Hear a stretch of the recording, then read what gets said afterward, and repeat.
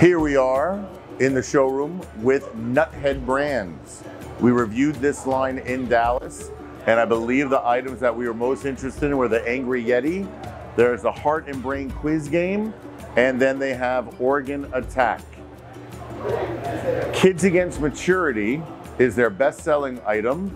It was ranked top 5 on Amazon this holiday season for games. This is the retail package that costs $25 retail, but the item that's getting the most action here is the $5 card set. It is 100% age-appropriate cards for kids aged 10 and up. It's $5, and I would love to somehow get this out on test in the cash wrap or the impulse section.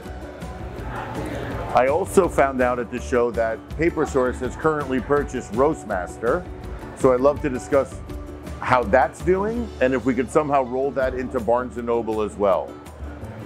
One of the surprise hits at this show has been a game we did not review in Dallas called Sumo Rumble.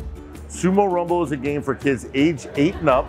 Each player gets 10 die and you get to choose your sumo character. You take your box, you flip it down, and here you are in the dojo. And you drop your dice. Anything on the inside of the circle scores, anything on the outside of the circle is not a score. Let the greatest sumo rumbler win.